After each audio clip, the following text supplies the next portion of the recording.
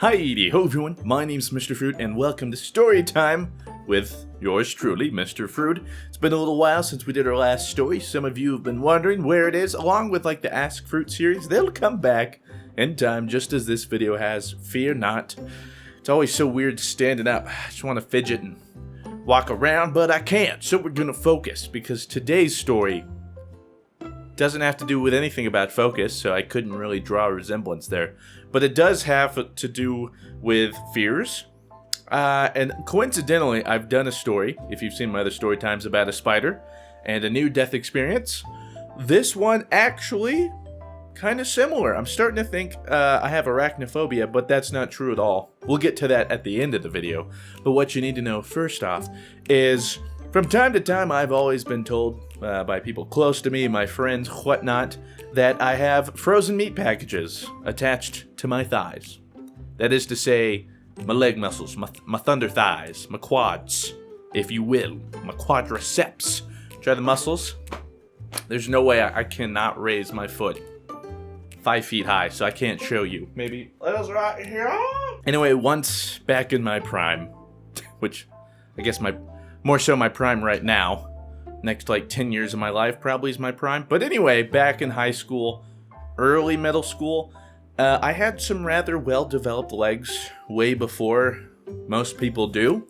And most would associate it with the fact that I swam or biked or things like that. But no, that's not my secret. For the longest time, I always told myself, when I grow up, I'm going to be one of those people, you know, like, buy my program for $50 and I'll tell you my one secret quick tip to get huge thunder thighs for nothing.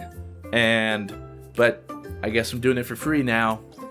So I guess my dreams are just, they're gone. But I'm happy to share it all with you, my experiences. So let me start from the beginning. I was a wee young lad. I don't remember my exact age. I want to say 7.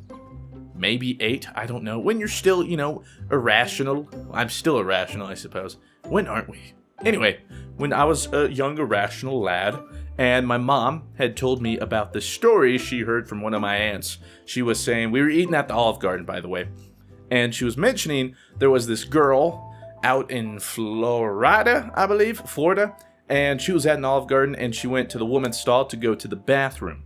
And when she went to the bathroom, she went down to go potty, and apparently she didn't feel anything. She just kept going along her way. A little spider was hiding underneath the toilet seat, you know, like inside the bowl underneath where it's dark, because whatever kind of spider this was, it liked cold, dark places, and so I guess a toilet's pretty good at that. So it was hiding under there, and then of course, you know, her behind went right on top of the seat, and I guess the spider didn't like that or something, so and bit her butt, but she didn't feel anything, and so she just went on with her life, and then she died 2 days later. I'm sitting, and my mom's telling me this at lunch at Olive Garden, and I'm just traumatized. I am. I'm like, oh my god, like what? I'm never gonna poop again. What? So as you can imagine, as a little kid, somebody telling me that, like, what am I supposed to do with that information except to suddenly create an irrational fear of toilets and spiders? So that's exactly what I did. So problem was, I don't even know how long it went on for. You might see where you might be connecting these dots. Some of you might be like, so you haven't pooped in 15 years? You should probably see it. I have some laxatives if you want them. No. Not necessary. That's not what I'm talking about. I have pooped several times. I'm quite consistent, actually. I have a pretty healthy colon. Yep, too much. This is going to be, well, this is a story of kind of just too much information.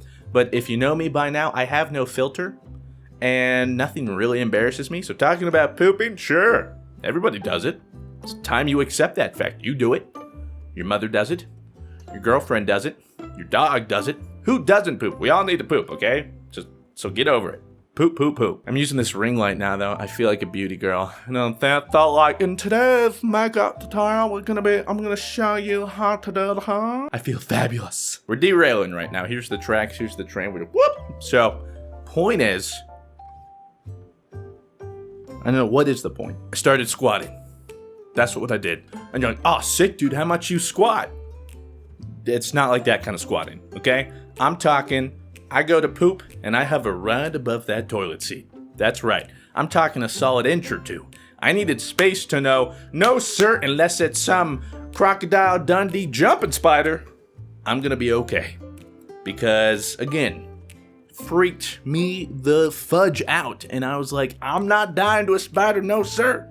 Plus, I was like, if I can't feel the bite, how am I ever gonna know? So for the longest time, like, I'd survey the toilet, and like, seems okay. Public toilets were just a nightmare. Absolutely, just, you don't know what's dwelling in there. Fortunately for me, I would rationalize, if there's a spider in here, it's probably killed 17 other people before me. They're all dead. He's out of toxins or whatever. I would still hover, though. So, you might, but what? That doesn't, okay, listen.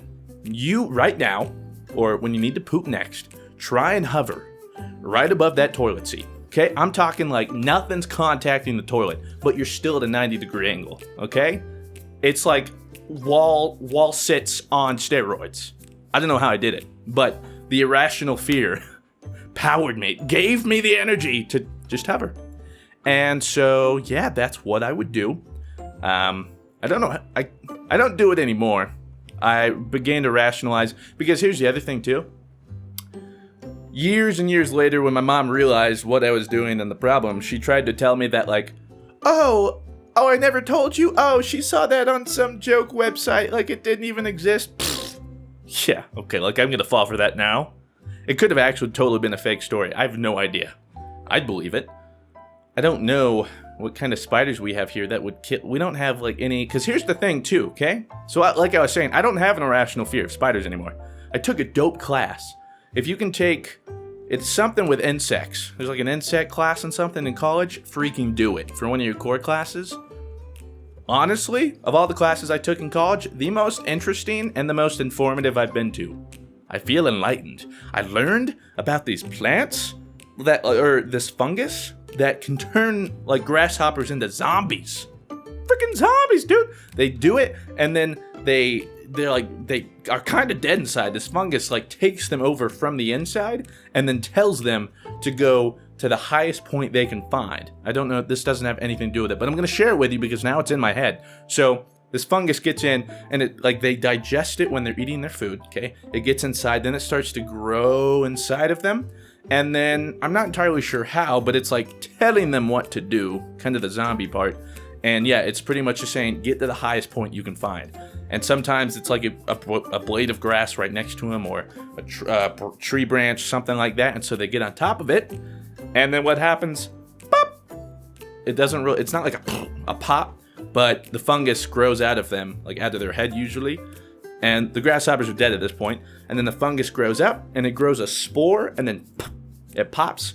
And then it wants to get up high because it wants to spread as far and get with the wind. So then the spores spread even farther, and then more crates, or more fungus is created, and then more grasshoppers eat it, and so on and so forth. And it's not just grasshoppers. It's just that certain fungus targets certain ones, but we saw a whole bunch of grasshopper stuff. It's pretty crazy. That was quite a tangent. Yeah.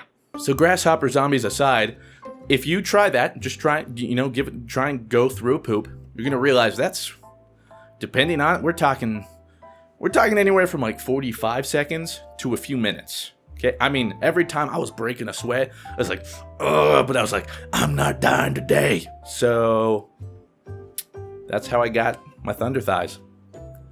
Yeah, I told some of my friends once. He's like, what's your secret? It's like, what do you do? And I was like, I squat. I hover while I poop.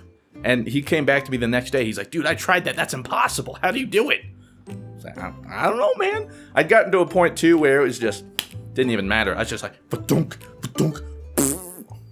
This is a weird story. I didn't fully think this one through, but that's okay. I never do. If I did, I probably wouldn't have done it. So it's a good thing, right? No, but I should warn you, too. I have bad knee problems, and I'm willing to bet that some of that is stemming from the fact that I squatted while I pooped, especially when I was still growing so much, and I put so much strain on my legs, my thighs, and my knees and stuff. I can't even run anymore these days. My knees are so bad. And when I go to the gym, I can't squat. I can't do a lot of leg exercises because my knees are so terrible. So, it's a give or take. Don't die to spiders, but have bad knees. It's a toss-up. I mean, some would die by the spider, but that's what I did. Actually, funnily enough, because I've been squatting for a while now that I think about it, because I remember in 7th grade, I think, I was a pretty active kid. But I was out playing basketball one day with myself, just shooting some b-ball outside the school, and a couple of guys. No, I was just shooting some b-ball, and one was falling down the hill. So I went to run to catch it, and just some sound that I should never hear happened, and immediate pain. It was like I was like, oh! I just fell to the ground. Just imagine seeing somebody walking and just fall onto the ground. That was me. Nobody was there to see. I thought I died. I tried to get up, I couldn't, practically crawled back to my house, and I was like, I must have pulled something, clearly, and it was my knee, and it was just throbbing with pain. It's my right knee, I believe. I don't know, both are bad, I forget which one it is, but I got Osgood-Schlatter's, which some of you might know. It's a tear on your tibia plateau, I believe, which is something that connects your kneecap to the... Jeez, it's been a while since I took anatomy. Is this tibia and fibula? It's a muscle that connects, and I tore that, ripped it, and so... And the thing is, with Osgood-Schlatter's, I went in, he's like, you won't really be able to do much impact sports, but this should pass in like 2 years. Maybe you should be fine. I'm like, oh, well, that's manageable. And that's actually why I picked up swimming, because I couldn't do any impact sports, and I wanted to stay active, so I swam laps and stuff for fun. But, I still have it. It's still pretty much just as bad. It feels like I have a second kneecap growing out of it. Oh, and then also, we went in, and turns out it's pretty hardcore. I wish I had the x-ray to show you. I have like a raptor claw growing out of my kneecap. It is, oh, God,